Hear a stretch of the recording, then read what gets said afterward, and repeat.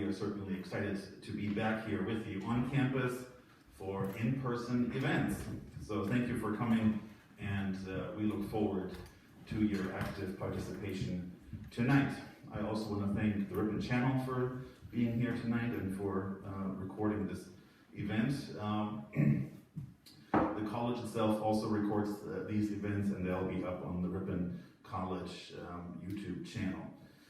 I'm Henrik Schatzinger, and I'm the co-director of the Center for Politics and the People, along with Brian Smith, who is Professor Emeritus of Religion.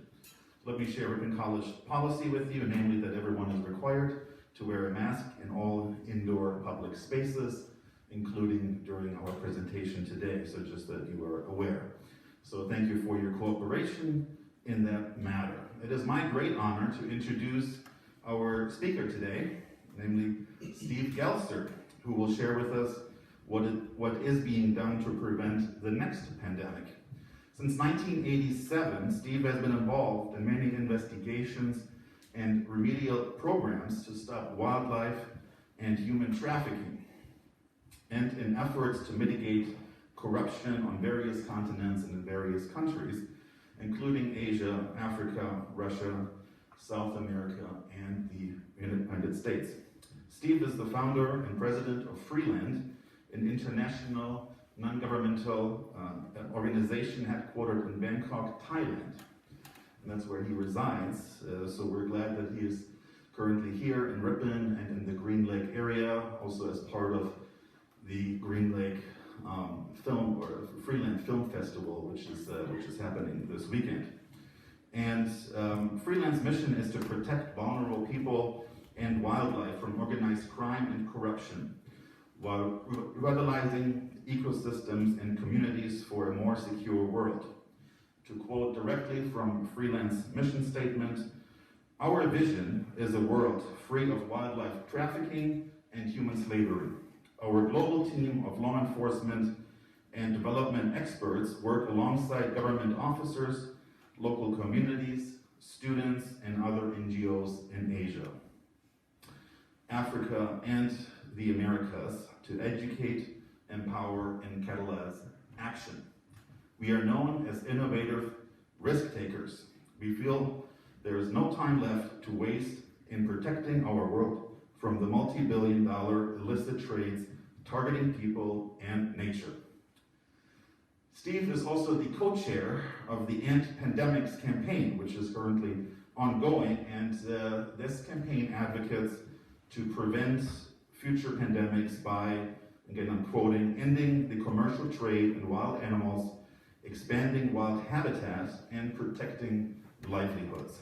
During his talk, Steve will discuss the root causes of pandemics and how to prevent future pandemics. I'm sure he will also make maybe some notes as they refer to the upcoming film festival.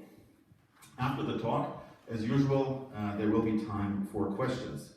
So please join me in welcoming Steve Galster.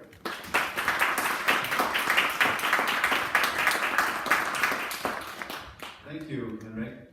I'm going to just start by playing it's a 3-minute video which summarizes a bit of what we're going to talk about tonight. And what I would ask is, while you're watching this, think about are there any questions, burning questions or issues you are hoping to cover tonight? Because this is so broad. And if anybody's got their hand up afterwards, I'll hear that and then make sure we address those points. Okay, here we go. COVID-19 has changed our world. The way we live, our economy, our health systems, everything. COVID-19 will not be forgotten. To make sure that we never go through this again, we need to understand why it happened. COVID-19 and other zoonotic outbreaks were transmitted to people from wild animals that were taken from or pushed out of their natural environment. Some transmitted the virus directly to people, while others transmitted it through domesticated animals. And this is not the first time. SIV jumped from a primate to a human and became HIV. SARS jumped from a civet being sold on a menu. MERS from a camel. Bird flu jumped from wild birds. Ebola from bats. There are countless other viruses waiting to be unleashed if we don't change our relationship with nature, and the next outbreak could hit us much harder. Experts agree, rising wildlife trade, industrial farming, and dwindling wilderness have brought people into closer, unnatural contact with wild and captive-bred animals.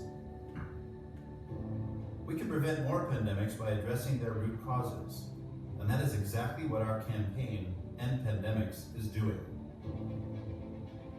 End Pandemics has grown into a global campaign with over 70 organizations from every corner of the world. We are actively implementing a 4-part plan. We're training frontline protectors of nature across the globe. We are helping officers identify and stop trafficking of wild animals and their viruses across borders. We are helping impoverished communities adopt sustainable livelihoods. And we are educating youth and the public to stop buying and selling wild animals and to support the closing of commercial wildlife markets. And we are making progress. Lawmakers have invited us to help strengthen environmental regulations. Global media have transmitted our message to over 700 million people. And now corporations are starting to get involved, sponsoring us and sharing our message. The vaccine for COVID-19 may not work against the next virus. Stimulus packages will amount to expensive band-aids that need frequent changing if we do not address the root causes. Join us. With your support, we can prevent pandemics because our lives and economies depend on it.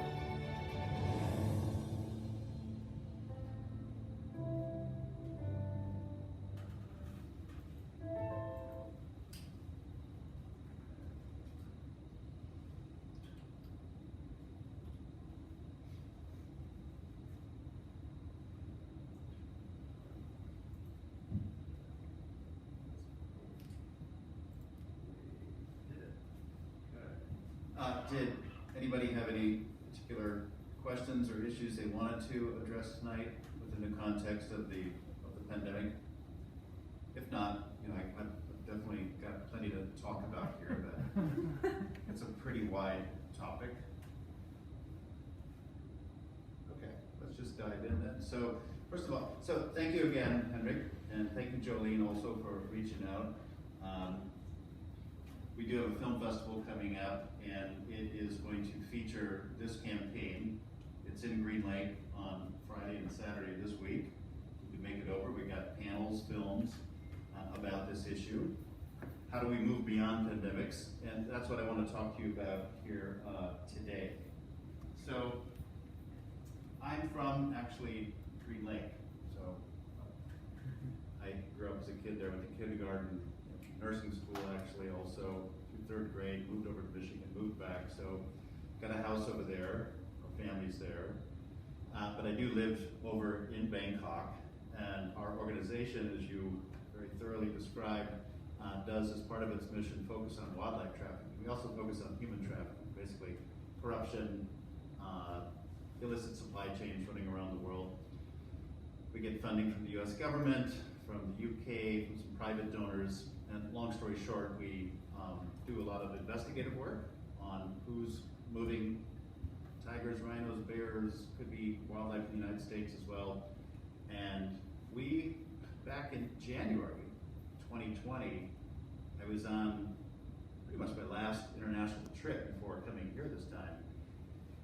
And we were in Brazil starting up a project to protect jaguars and exotic birds from illegal trade, pieces of the Amazon that were getting chopped down. And then we heard about this virus in China, but that's when it came on TV that this was a pandemic threat. And they'd given it a name, the novel coronavirus, COVID-19.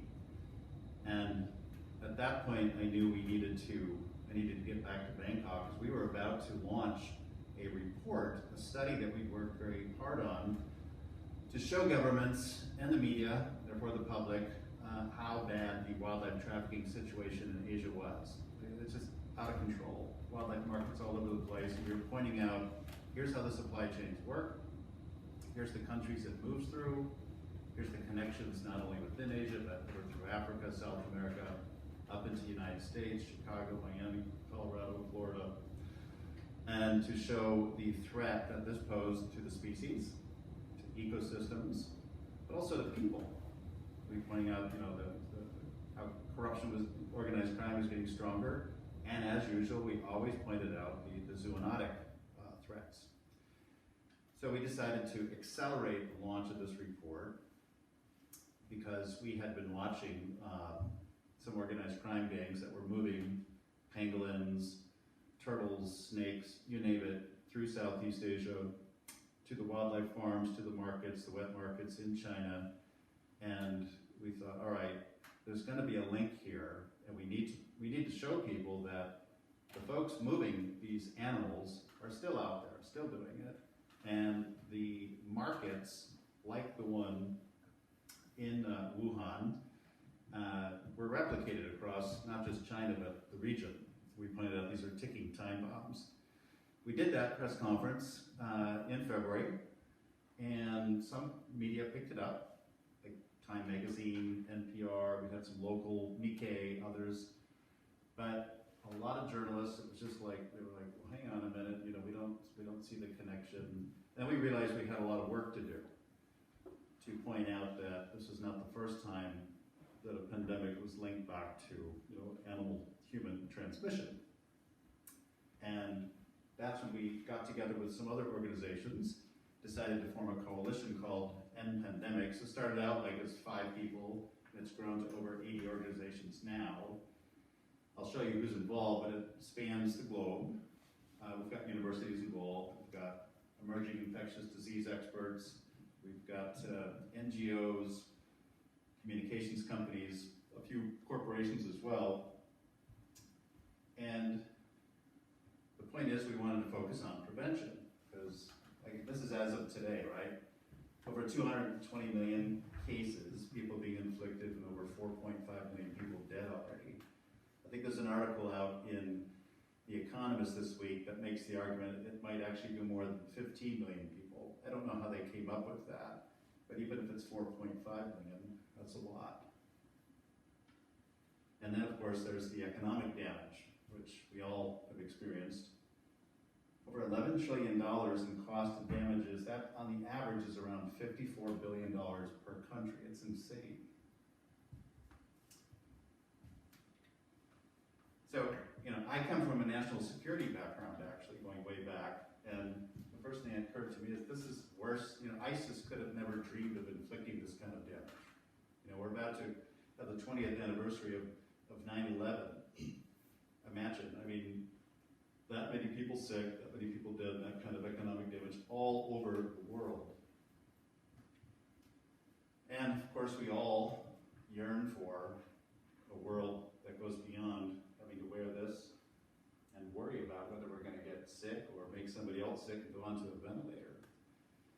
So, but the world still is very focused on the vaccines. And even recently, as we know, we're a little concerned that a variant or certain variants of the current virus may outflank certain vaccination programs. And people are a little nervous about that. And there's been a big fixation on, where did this really come from? Did it leak from a lab? Was it manufactured? What's really behind all this? But there's not.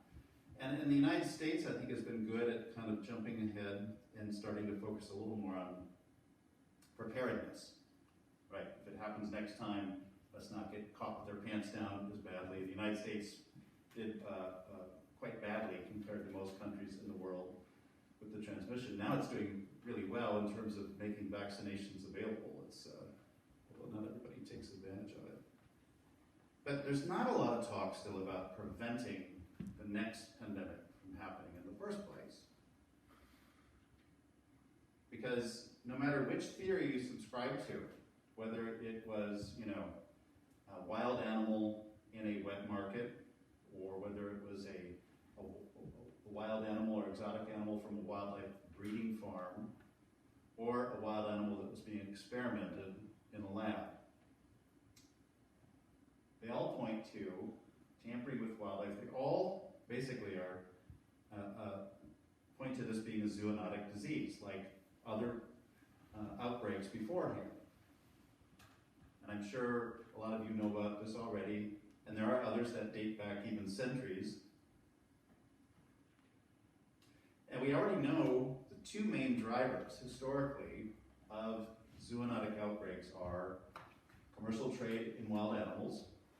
This is the pull factor, taking animals out of their natural environment and bringing them very efficiently into urban populations where they come into unnatural contact with people.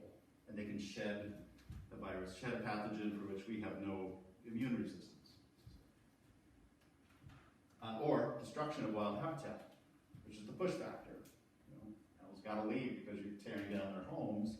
And again, they move into close contact with people or farms, domestic animals, and again, carry viruses that don't do anything bad to themselves or to their fellow animals, but are unknown to maybe those pigs or those people and can make us sick.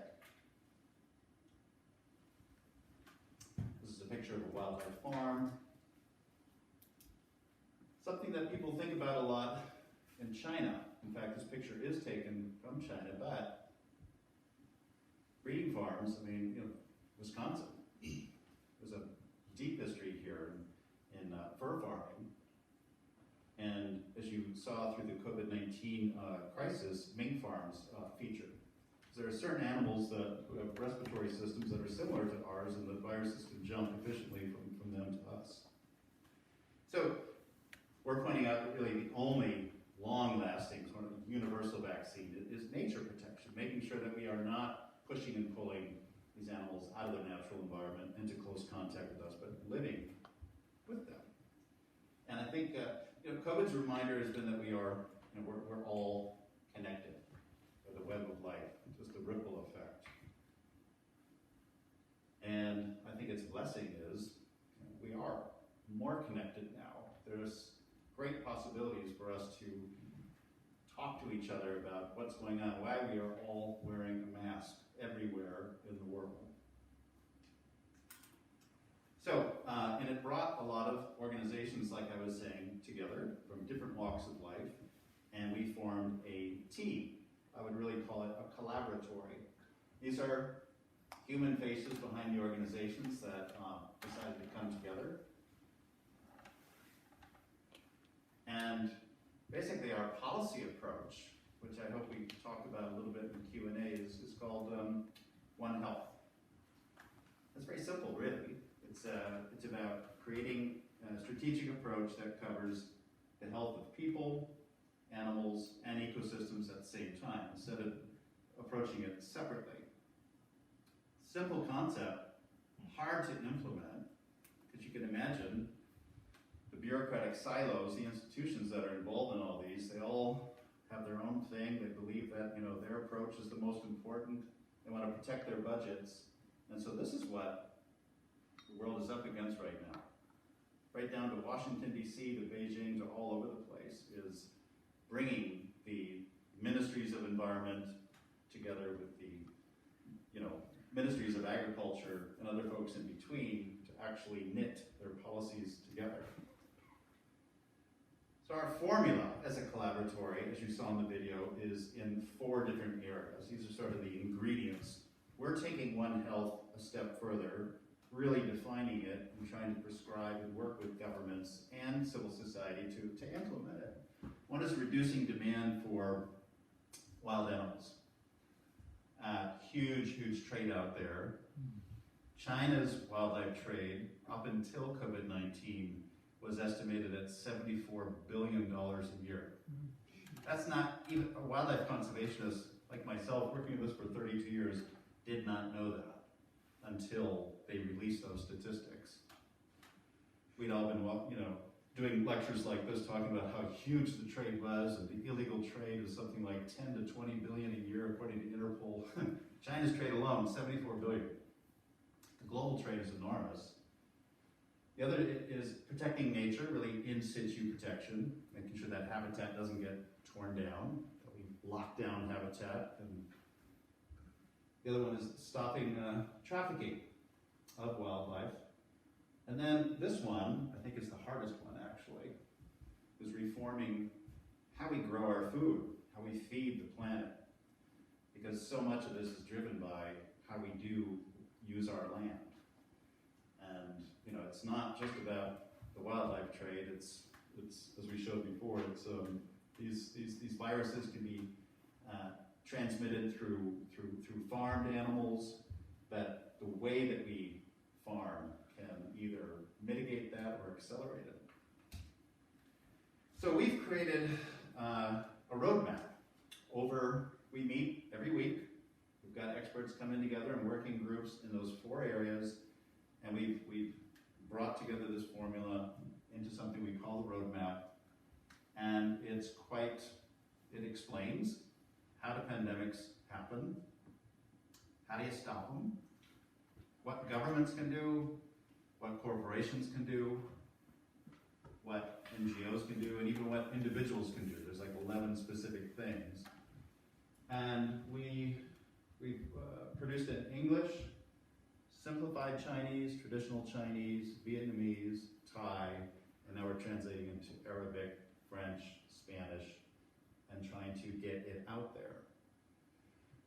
And picking up new partners. So one of our recent collaborators was the Vatican.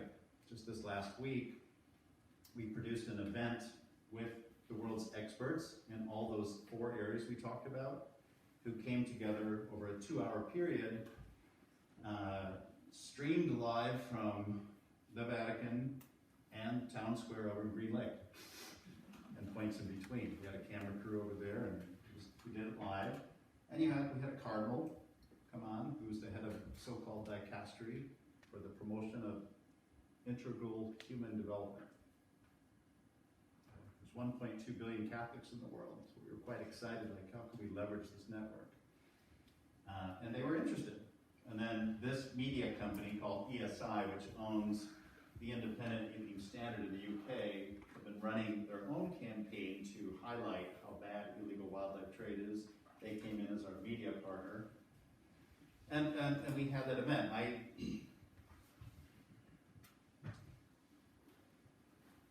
to that in a second. And so, and what we did there is, we didn't just talk, we assembled all the wisdom into a 2-page document, formatted to be sent to the G20 leaders, the 20 most wealthy countries in the world, who are assembling in Rome, actually next month.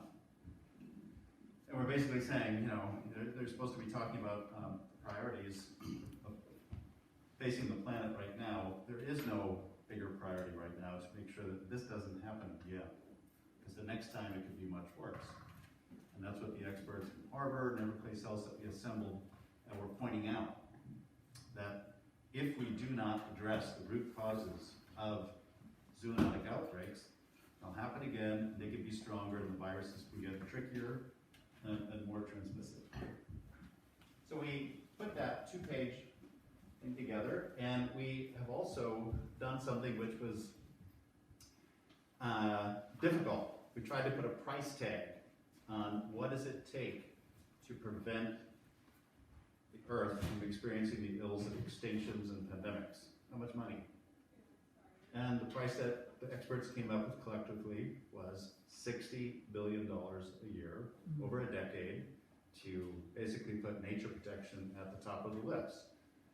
But we also figured out you don't actually need to tax anybody any new funds. The money's already there. If you go into your national security and defense budgets and start to reprogram their focus, like I said at the beginning, well, the G20 countries spent over $1 trillion last year on defense and national security. The United States spent over 70% of that alone. Pentagon's budget was $720 billion in 2020. And all the other countries, you know, Russia is around 60 billion, the UK I think is around 50, France 55, something like that. Adds up. It didn't stop the pandemic. You know, this was the biggest impact, the biggest bomb that's ever hit Earth. So we're arguing that they need to reset their sights and help fund some of this recovery of nature to make sure this doesn't happen again. And the other pot of funds that's already there are the farm subsidies. This is where it gets quite, sensitive. But if we can find a way to promote regenerative agriculture and help farms make that transition from mass industrial, kind of, frankly, some of the farms we see around this region, to a more regenerative approach, then it would probably take a lot less in subsidies to make that happen than what we're spending now. Of course, there's a lot of special interest involved, so that's not going to be easy. So actually, we can save trillions of dollars if we invest in prevention. 60 billion sounds like a lot, divided by 11 trillion. See what the percentage is. It's pretty low. So, going back one slide here. And, in addition to getting up and doing PowerPoints and showing videos and this kind of thing and talking to people and we've done stuff on TV, we found it always really important to engage with good storytellers, especially folks that are putting stuff out in movies, Netflix, etc. So we do a film festival every year, and we recruit films, panels, storytellers on human and wildlife trafficking, and this year we decided to feature the campaign, because there can't be anything more important to talk about right now. So this is going to happen in two parts. Next couple days, Friday, Saturday, we'll have a smaller version of what we normally do over in Green Lake, Town Square, up in the ballroom, starting Friday night around 6:30, and then we resume on Saturday at 10:30 a.m. And we've got people coming in, it's mask only, and there will be people beaming in from around the world for the panels, so you can also watch the panels virtually if you don't want to go there. Tom Eddy there is running the regenerative agriculture panel, my former high school biology teacher, by the way. And so that's really become our storytelling platform, and then we will do the same thing over in Bangkok at the Foreign Correspondence Club of Thailand. We have journalists together. We're having a lot of films, news pieces come in that will show, and that'll be a global virtual fest like we did last year. So that is our campaign, and I just wanted to basically spark some conversation here, but let's open it up now, Henrik, for this discussion about this. This is End Pandemics.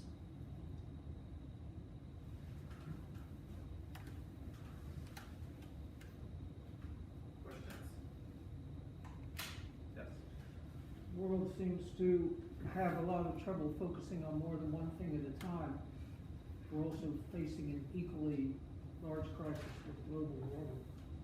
Can you come up with any synergistic attempts to solve both problems at once? I can see some. Yeah, great You have question. 4 apart. So. Yeah, and thanks for that, because I really need to make that clear. And this Can you just repeat kind of the question just to make sure? Yeah, how do we make this synergistic and kind of inclusive of the fight to mitigate climate change, basically? So we are. And I should have mentioned that it is spelled out more in the roadmap, but that $60 billion actually includes estimates from the climate change community as well. Destruction of habitat, wildlife trade are all drivers of climate change. So, how we grow our food. So we're talking with the same communities. But this is where it gets interesting, because it's not just governments that get siloed, it's civil society as well, and the UN and all these places. So the wildlife folks are over in one corner, the regenerative agriculture people are in one corner. You might have some overlap with the climate change folks. So we're trying to bring everybody together. So this does address climate change as well, but I think that actually is going to be a big challenge. Everybody wants their piece of the pie, and for them to focus on what they're doing. I think we need to mainstream pandemic prevention in everything we do going forward. Just like people have tried to do the same thing with climate change. Like there's no good business if the Earth's going to fall apart due to climate change. Same thing with pandemics, but the drivers are the same.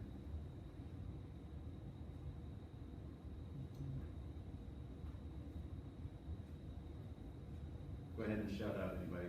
Yes, sir. Thanks, this was a great presentation. I think the evidence is indisputable that these wet markets in China contribute to novel viruses, SARS-1, SARS-2. And so we knew about SARS-1 quite a while ago, and there was compelling evidence it was coming from the wet market. Why did the wet markets persist? And the reason I ask is one of the things we hear aside from pandemic is that the government and industrial structure in China is such that they can get things done fast if they want to.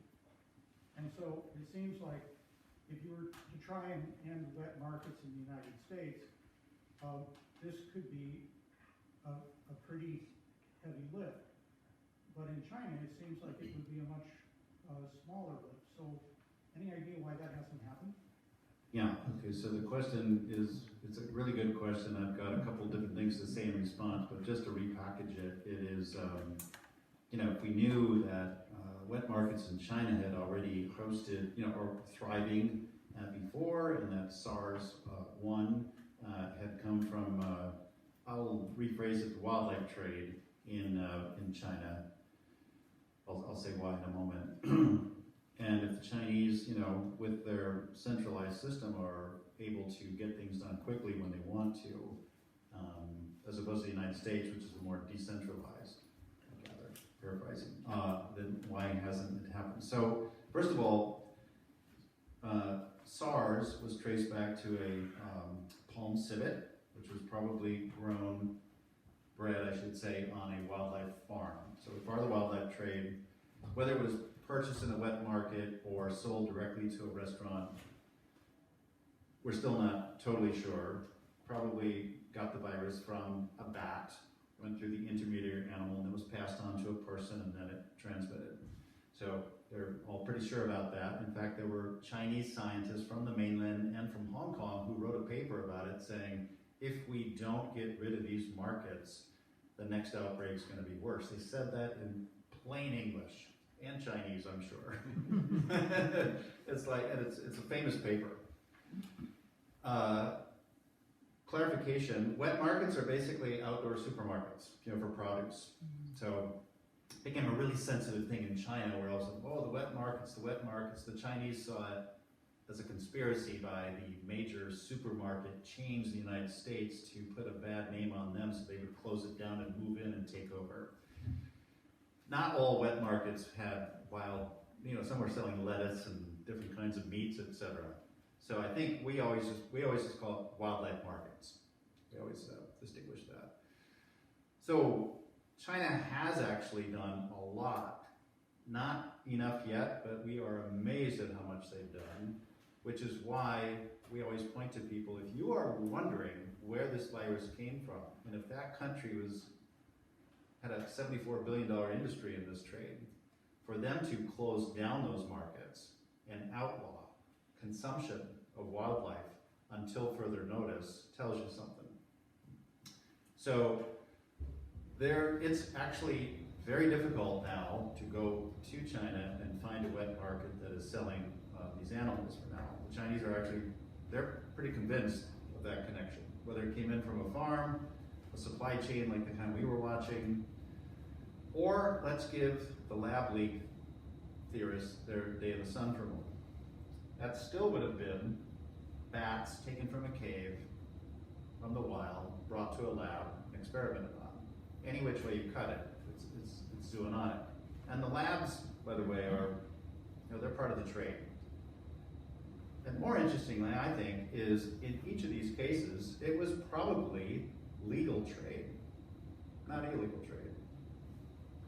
something that we always point out, that, because there's a bunch of people campaigning now saying, oh, we gotta stop the illegal trade. Say, no, the virus doesn't discriminate between animals that have certificates and those that don't. You know, it's just from the wild into people or domestic farmed areas.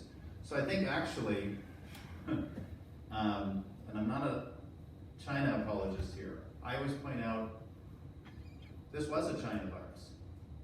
China's demand for wildlife on SARS and COVID-19, I think, was the biggest driving factor for this. But there have been other pandemics that happened in other places of the world outside of China, and they can happen anywhere. We replicate those circumstances.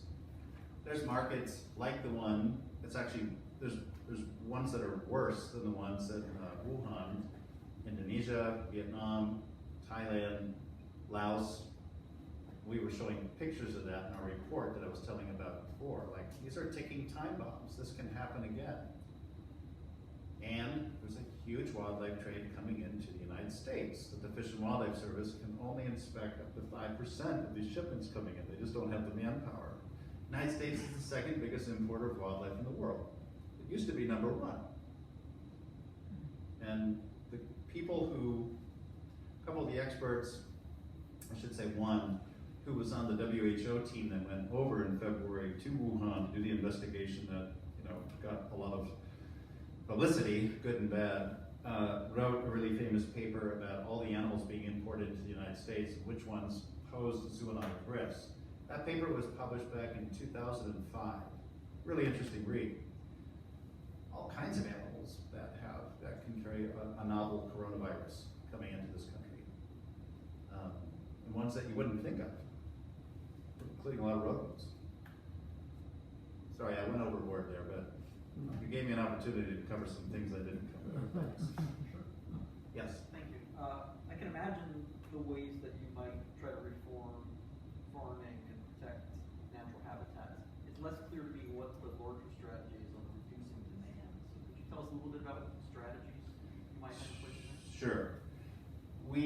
Our organization, Freeland, other NGOs that we've worked with, and a few governments have worked together with support from the U.S. Agency for International Development, give them a shout out here, over a decade ago, banded together and did behavior change surveys on what were the drivers that, you know, for demand of certain species that were really highly endangered.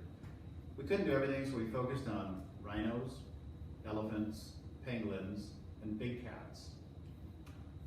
Long story short, you know, depends on, you know, ivory, elephants were obviously for ivory. The other stuff was, you know, for medicines and status items. And so, long story short, big, thick studies done, but basically what it said was two things at the bottom. One, you've got to really get to the younger generation and build pressure on and around the consumer to take the status, decrease the status from the purchase. And secondly, the most efficient way to do it was through key opinion leaders who resonated with those target audiences. So at that point, we fanned out and we recruited movie stars and government officials, anybody who was popular with the folks that we were trying to reach, and did TV commercials, online, all that. And that was going pretty well. Still a drop in the bucket. Then COVID-19 happens, and man, this virus has done more for demand reduction than anything that we've ever been able to do. But the trade is still, the traders, the trade writ large, is adapting, like they always have. You know, focusing on penguins and bats, people are now, there's a huge trade in tigers still going on. It's even increased in the last year in northern Vietnam. So, we had a hell of a time getting governments to say, we're going to ban trade because of the money behind it. And this perception sometimes that they're going to be hard on poor people who are making money from the trade. So we always point out, this call for a ban on commercial trade in wild animals does not mean banning subsistence hunting. Two completely separate things.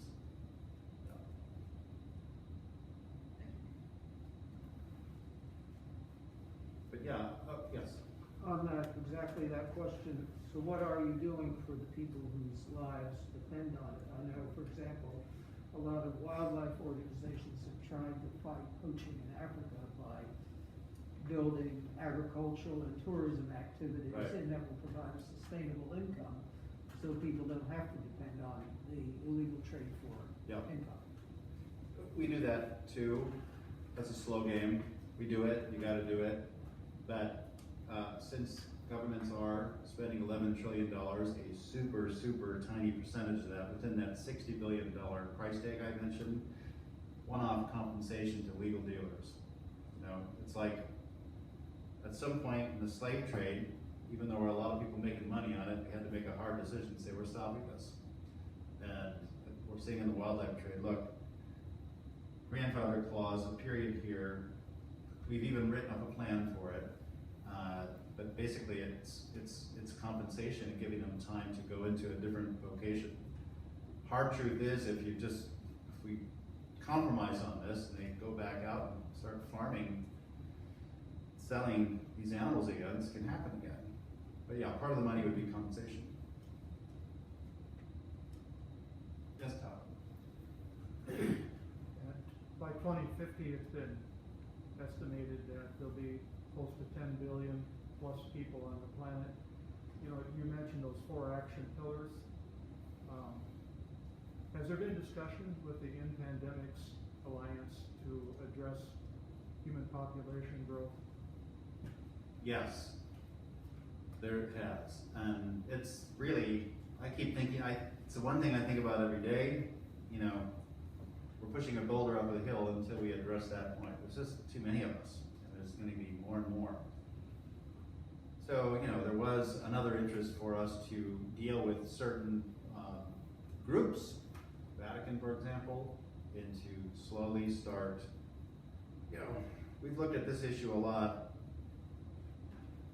and it's not a geo-specific issue, right? The whole world has been this way at some point or another. It's building insurance programs for yourself. Your kids are going to take care of you in the future. It's a tough one. We're not dancing around it, but yeah, you didn't see one of the balls in there saying population reduction. It's incorporated. It's kind of like it's a cross-cutting issue. That's a tough one, but we're not afraid to talk about it.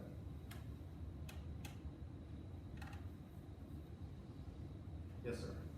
Well, going along in that vein, I mean, I can be a hard-hearted Hannah. We could be a Hard-hearted Hannah. Aren't things like pandemics one of the things that nature uses to keep down the size of the human population? I don't know. I mean, that's what, you know, there are people, being very careful here, who, you know, within those hallways would be like, well, you know, serves the earth right. This is nature's way to kind of balance the human population.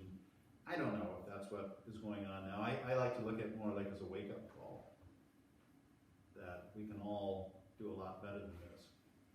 And I was telling my sister, I mean, of all the papers and PowerPoints and movies and lectures and everything we've been reading and reading and reading, the most effective thing I saw recently was a children's book, which talked about, you know, how the animals remembered to share Earth, and people forgot. And I think if we just come back and just remember, we're not the only ones here. And part of that is making sure we don't have so many of us. But, you know, so I don't know. I think only somebody much higher than me could answer that question.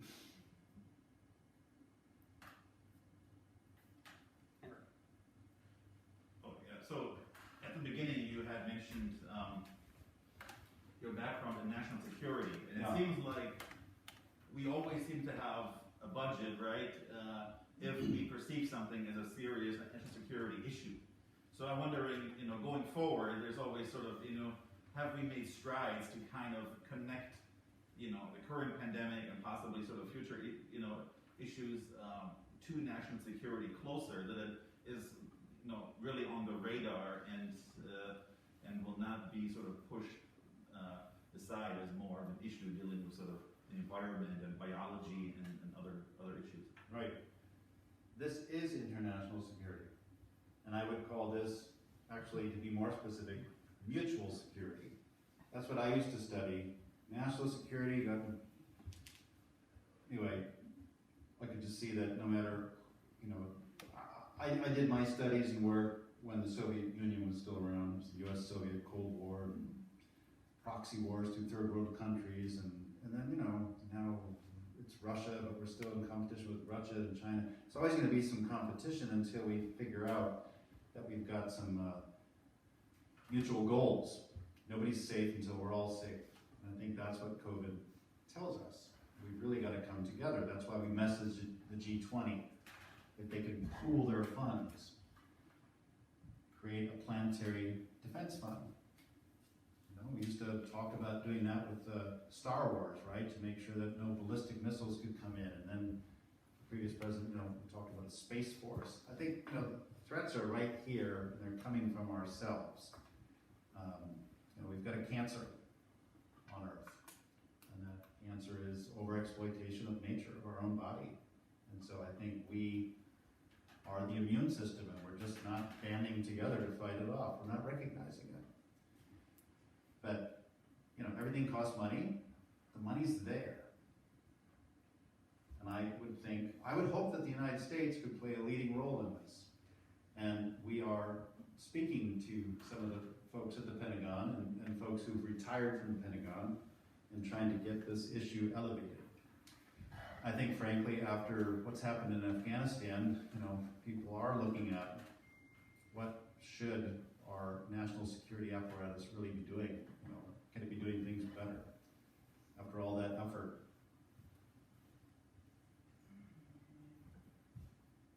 Yeah, Tom. Steve, could you talk a little bit more about the cartels? Who are these cartels? I mean, are they separate, or do they work together?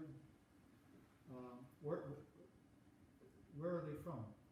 Yeah, it's the ones we looked at. It's, you know, if you ever watched. Repeat the question. Oh, sorry. Who are the cartels driving the trafficking wildlife? Mm-hmm. Right. Yep. Yeah. Long story short, if you ever watched the TV series Narcos, I mean, just substitute wildlife for drugs, and it's quite similar in terms of the structure, the competition, how some people are caught in the middle of the supply chains, helping both sides, and how some of them are also providing, you know, intel and services to governments, so they might look the other way. But they're businesses. The thing we point out to law enforcement wherever we do trainings is, you know, these are not operations where they're smuggling animals over the border in the dark of the night. That's the bulk of the wildlife trade is moved in quote unquote legitimate cargo by registered exporters, importers, and logistics brokers. Of course, they're lying about what's inside the truck, the plane, or the boat.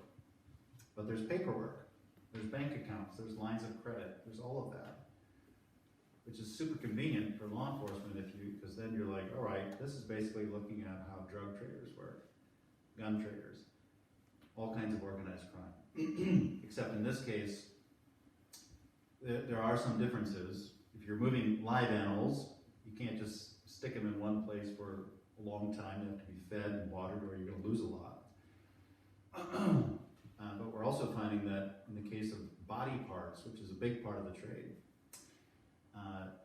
bones, tusks, horns, scales, these things, they're durable.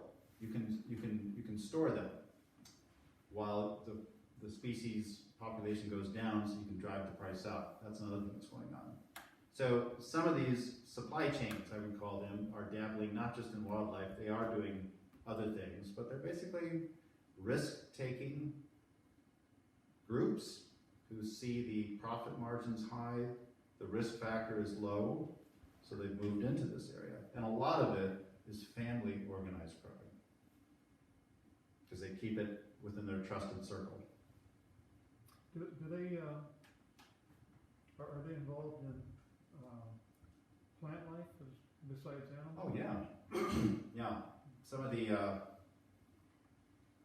get ethnic here. So some of the organized crime groups that we were tracking from Southeast Asia and China had sent essentially agents over into Africa to buy up elephant ivory and rhino horn. And while they were there, they're also looking for certain kinds of rare plants and trees. Yeah. And so you've got experts in flora and fauna within their groups. You know, they're not just crooks wearing handkerchiefs or whatever. There's like folks in there that actually know their sandalwood, their rosewood, their rhino horn, the real stuff and the fake. And then you have the financiers, the logistics brokers.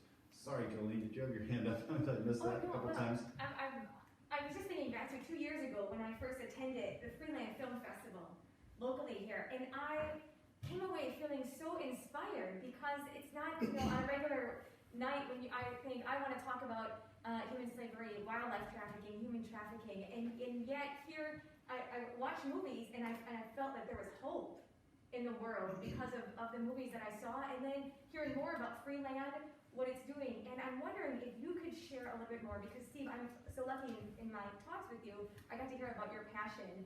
And this is sort of a higher level of what you're involved in, even administratively. Could you take us back a little bit to maybe more, a little bit of boots on the ground, maybe some of your stories that you have seen personally, perhaps when you were undercover, perhaps, you know, when you trained the frontline rangers, and some of these success stories, if you could share maybe one or two so that we can take that with us. And the last thing would be, often I hear people saying, well, we don't have slavery in the U.S. anymore, right? There's not slavery. I wonder if you could also help us understand that, well, from your perspective, is there still slavery? Okay, yeah, so I'll paraphrase it. Why do I have hope? And is there slavery here as well? So, yes, I have hope.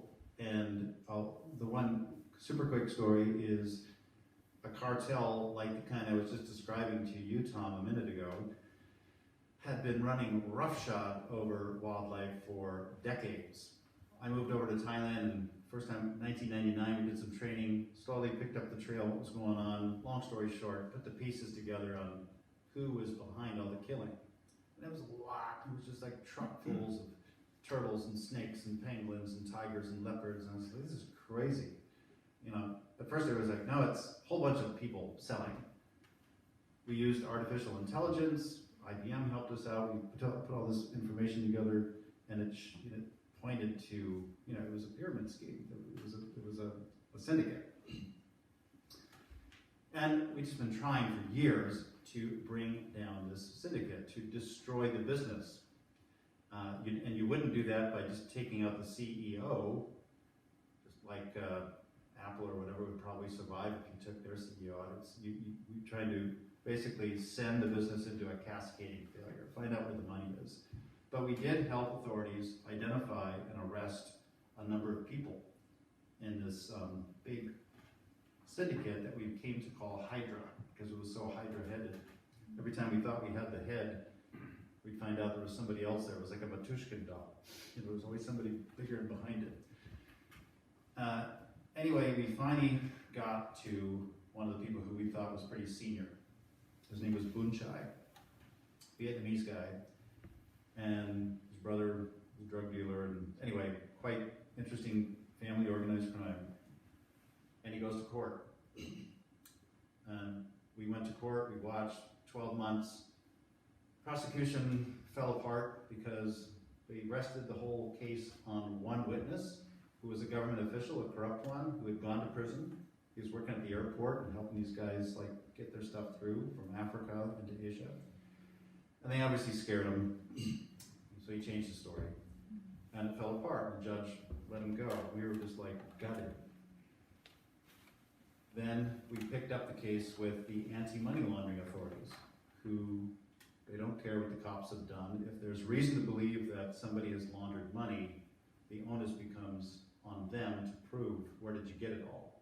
So we worked with them, and they went after them, and over the course of a year, they found $11.5 million US worth of assets linked to that guy and his associates. And we went with them, and flew up there and they went to his house. And it was the weirdest thing. They didn't arrest him. Nobody put cuffs on him. They took all his cars. They locked his house. They took his hotels, his land. He was left out there, you know, in the countryside with, I think, a bicycle. And that money goes to the state. And now what we're trying to do, in relation not just to this campaign, but otherwise, is convince the governments to put some of that money into recovery effort. Let's make the traffickers finance nature recovery. We all talk about the billions and billions of dollars being made in this trade. Where is it all? And what good can we do with it? So at the end of the day, we're not really interested in putting them behind bars. We want to get their money back, deter them and other people from doing it again, raise that risk factor, decrease the profit margin, pick their wallet, or maybe a better way of putting it is drain their fuel tanks and fill ours. That's what we're doing. No. And then the follow-up of... Oh, slavery. Yes. Yes, there's slavery in the United States. I mean, there's more slaves in the world today, around the world, than there ever was before, which is crazy. That's a whole nother lecture, but yeah, we're working on some cases now. I mean, the United States is prominent in it, but I will say this, U.S. authorities for the last 20 years have probably been the most improved player in the world. They've been doing some great work. We're really happy with what the U.S. government, from the federal down to the state level, is doing on human trafficking, because it's become a priority, tier 1 as they call it. And you can see it's filtered down. They have victim-centric approaches, which is not what it used to be. You know, it used to raid brothels and, you know, you could re-victimize the victims. Now it's more, you know, victim protection. Even if they don't have their papers, okay, don't look at them as the criminal. They came into the country because they wanted a job. Maybe they knew a little bit about the job. Doesn't matter. They were enslaved. So the United States has done a much better job these days than it used to on that. Yes, sir. How about indirect participation in slavery? For example, consumption of products which involve in situ slavery. Non-fair trade products, for example, is what. So we have a substantial demand for them. We don't move people physically, but they remain enslaved in place, especially children. Right. I think it's important to know how you might be unwittingly, the question is about, you know, whether we might be indirectly or unwittingly supporting slavery through our commercial, our consumer practices. So yeah, for sure, we should all try to know as much as we can. I think a more efficient and realistic way of helping to mitigate slavery from a consumer point of view is to reward the companies that really go out of their way to make sure their supply chains are slave-free. And that's another thing that we do help with, is we provide investigative work to show companies, a lot of times they really don't know that the fish they're buying is coming from boats that are, you know, enslaving Cambodians or the shrimp industry. Sometimes these big companies really don't know because they go through middlemen. But they should know. They should know, especially given the money that they're making. It is their job to go out and look at it. But at the end of the day, if we can reward good behavior, good corporate behavior. And that's another thing that we were looking to in this particular forum. This Pope, he's different than other popes. There, he's like created this sandbox called the dicastery, but he's got amazing convening power with corporations now. Like, wasn't like that before. Whenever they put out an invitation for the companies to come together and stuff, he said they all RSVP yes. Just like with this event that we put together. We had too many speakers because everybody said yes. It's like there's some little more excitement there. But the so-called B Corp movement, I don't know if you covered that in your classes, but basically CSR, doing good things their money, it's on the rise. But I think creating a more rewarding environment as opposed to focusing on punishment is the way to go. I just think people are wired for rewards.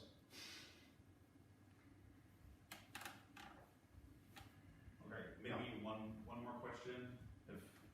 Yes.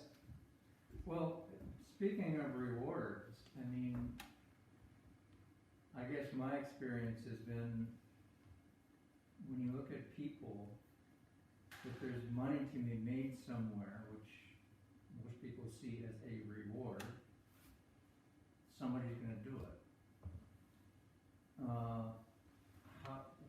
Where's the money reward in, what you're advocating? So two things there, and this is a great question, and it's no quick solution, but within our campaign, but also within many others that we're tying up with, people are focusing on what they call nature-based solutions, profitable enterprises that do base, on regenerative agriculture and other environmentally friendly practices, basically making it financially rewarding. But secondly, on the other side, is working with financial investigators to disincentivize people from going into a certain area. I can tell you that, like in the case where we pickpocketed that guy over $11 million, they lost a lot of time and effort, and I'm quite sure that others in that industry took a look at that and are thinking twice. So I think we got to come at it. I think it is carrot and stick, but the reward in that other one was those anti-money laundering authorities that we worked with got to keep 40% of that 11 million. And that went right into their industry. They got to buy cars for their offices, etc., bonuses. Our point to them was share some of that out with nature recovery, so it's win-win. That's where we want to go. But I think making nature-based solutions profitable, and there's probably better experts here than me, including Tom and others, that I know you're going to speak about that a little bit on Saturday. And that's something that I would like to learn more about. It's something that we are getting into, that it's a whole different subject matter. It gets into blockchain, so say no more right now because that would take a while. Thank you. So thanks so much, Steve. Let's give it up for Steve Galster, please.